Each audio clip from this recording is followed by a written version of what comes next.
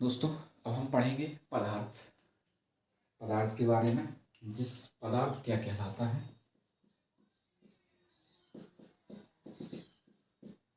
जिसका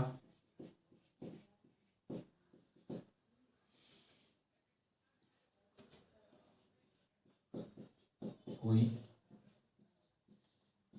निश्चित भार हो,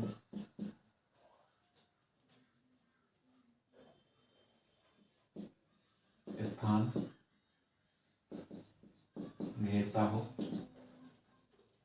पदार्थ कहलाता है।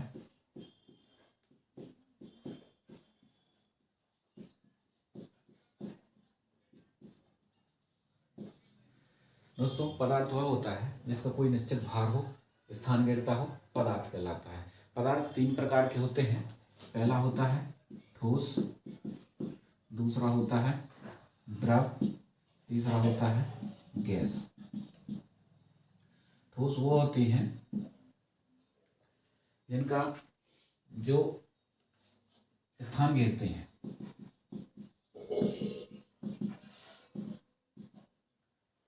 एवं इनका आयतन होता है, वह इनका भार भी होता है, ठोस कहलाते हैं। जो ठोस क्या होते हैं, जो स्थान घेरते हैं, आयतन होता है, भार होता है और उनका आकार होता है। तो आकार भी होता है इनका, ठोस कहलाते हैं। जैसे लोहा, सोना, चांदी आदि।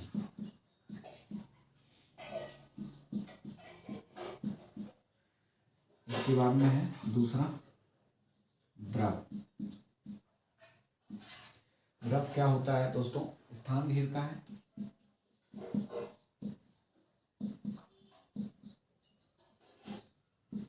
भार होता है,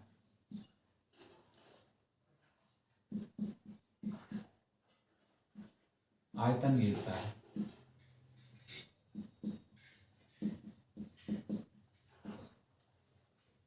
लेकिन आकार नहीं होता।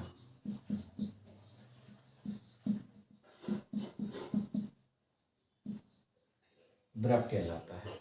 इनके उदाहरण हैं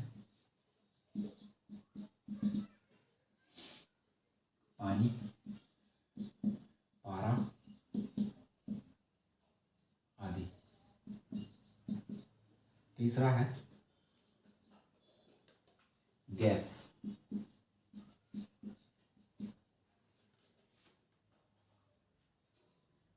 जो स्थान घेरती है,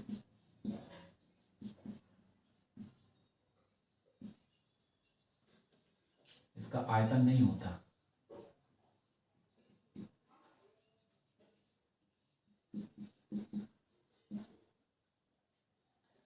और आकार भी नहीं होता।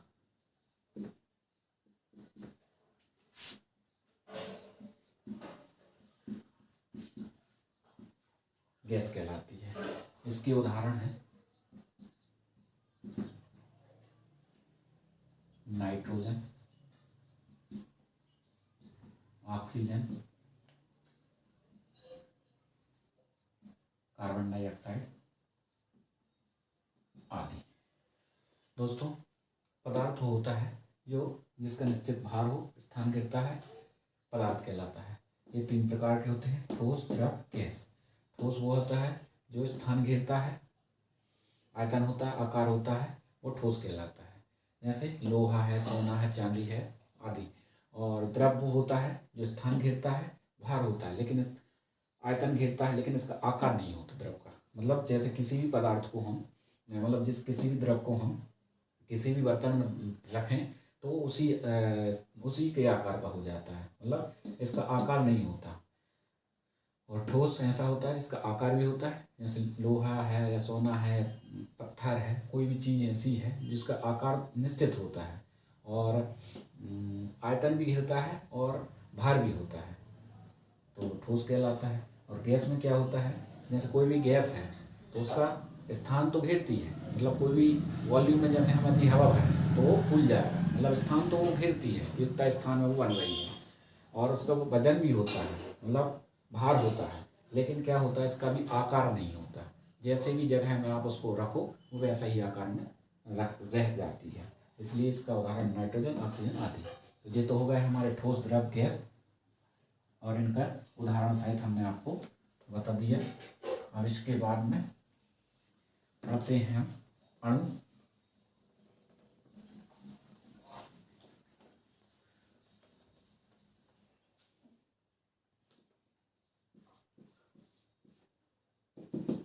अणु किसी पदार्थ का वह छोटे से छोटा कण जिसमें उस पदार्थ के सभी गुण विद्यमान,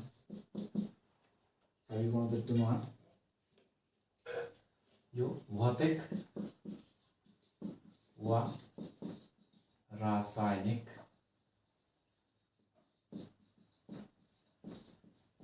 गुण विद्यमान हो,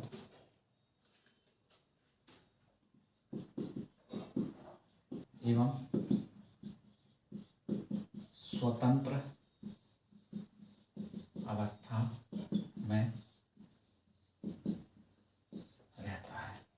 किसी पदार्थ का वह छोटे से छोटा कण जिसमें उस पदार्थ के सभी भौतिक एवं रासायनिक गुण विद्यमान होते हैं और वह स्वतंत्र अवस्था में रहता है, अणु कहलाता है। और परमाणु वह होता है, और इसको विभक्त किया जा सकता है। परमाणु को और अधिक विभक्त नहीं किया जा सकता, तो वह छोटी से छोटा कण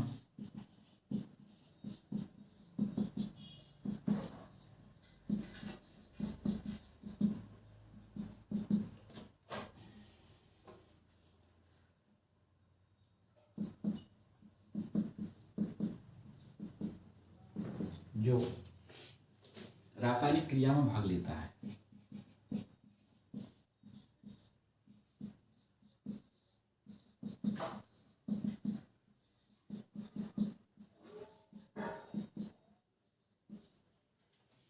एवं रासायनिक क्रिया के द्वारा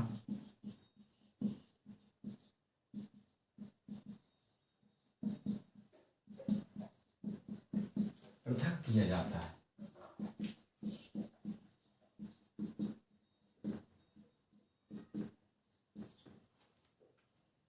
स्वतंत्र अवस्था में नहीं रहता।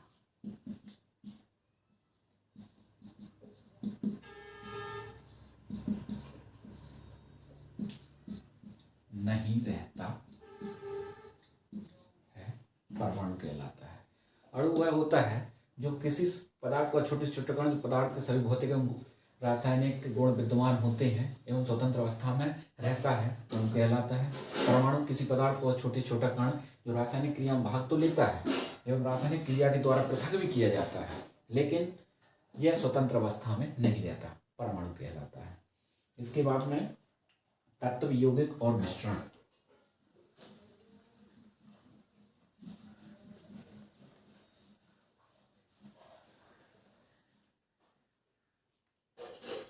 तत्व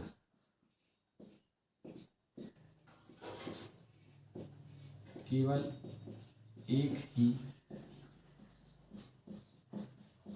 परमाणु से मिलकर बने पदार्थ को तत्व कहते हैं। इसका उदाहरण है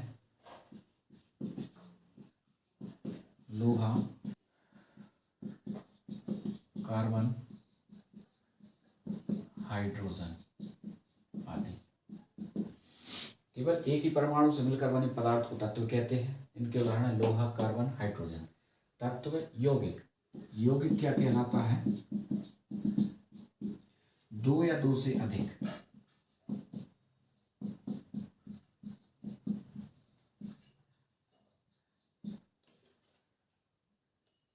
परमाणुओं से मिलकर बनी पदार्थ को यौगिक कहते हैं। उदाहरण है नौशादर, नमक आदि। तत्व यौगिक मिश्रण,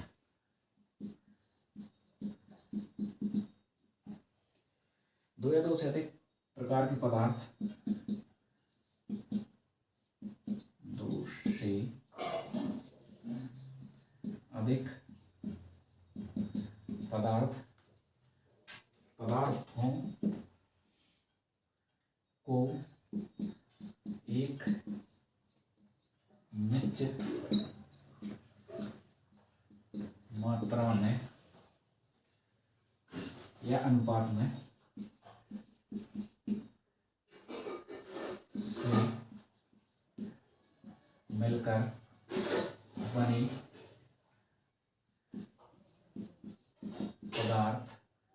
पदार्थों को यौगिक